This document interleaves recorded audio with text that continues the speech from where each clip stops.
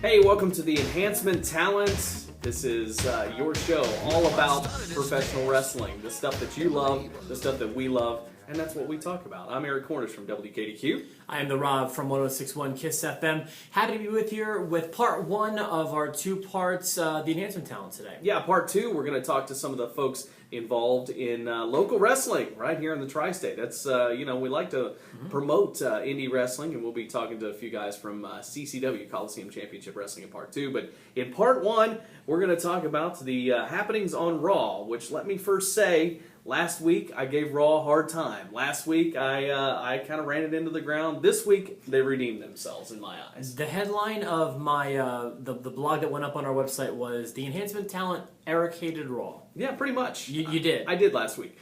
This week, Raw was much better, and especially when you talk about the ending, the main event, so to speak, with Seth Rollins turning his back on the Sheild to, maybe join Evolution. That kind of is what we're looking at now, I think. It seemingly comes up on every Enhancement Talent or in every message board or whatever you read about wrestling. They always talk about the Sheild split, and it was inevitable, and we finally got the spark to light the powder keg of a Sheild breakup.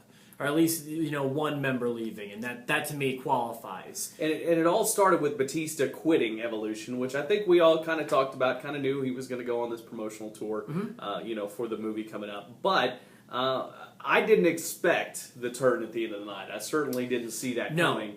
And even though I said on the pay-per-view I thought it might happen, I did not expect it on Raw, and it was very good. It was well done. It caught us by surprise despite everyone talking about it. I thought me and my girlfriend, our jaws were just open. Like, we didn't know that was coming. And those moments in wrestling are fleeting anymore. Back in the day, everything was spoiled. Nothing was a surprise. And for the past 12 years or so, those genuine surprises have been really missing from wrestling. I feel like we got a genuine surprise at WrestleMania when Brock won. And when Seth Rollins, put the knife in the back of the Sheild, I feel like that was another true surprise and well done and opens up a whole new world of possibilities for this angle. Yeah, and I think the brutality of the chair shots, I mean, that was well done, I think, because there was plenty of things he could have done, but just the brutality, and Dean Ambrose, even his face, like, what is going on? Not even believing what was happening, I think was really good. Before the welts from, Roman Reigns' back from the kendo sticks could even, go away, he's getting the chair wrapped around him. Yes. Yeah, no, it was very well done. It's breathed a breath of fresh air into this feud and a whole lot of possibilities. Where we go from here, I don't know, but I'm excited to find out. So the question is, do you think this is a good thing? Do you think this has possibilities to turn into something great? Yes, I do. I think that Seth was a better choice than Roman. I know people love Roman, but I think that making him do it is the obvious choice. And from here, you've got a whole lot of ways you can go. Is it the Sheild versus Evolution? Is he even a member of Evolution? What do we do with this? Who's everyone pissed at? Yeah, to me, I would think guys like Randy Orton and Roman Reigns and Seth Rollins and all the guys deserve to be in Money in the Bank, especially if it is for the title.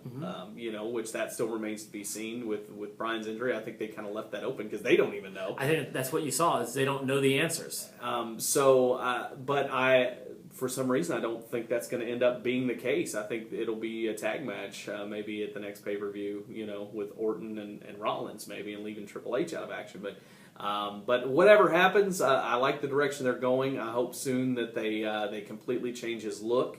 I would like for Seth Rollins to cut his hair and take the blonde out of it and be a clean-cut corporate guy. I think that would be awesome, and it would be a good fit. Maybe wear tights or the short trunks or whatever and just be a completely different guy. Remove yourself from the Sheild completely. Well, I know this. I know that when something really surprising and fun happens, I get this indescribable feeling inside me in wrestling, and I got that feeling on Monday. So, well done. I thought it was a very memorable segment that will be very productive in the long run. So, those are my overall thoughts about the angle. I think it went well, and we'll see what happens in the future. In the meantime, coming up in part two, as mentioned, we've got the guys from CCW coming in to tell you about their big show Saturday night. This is the Talent.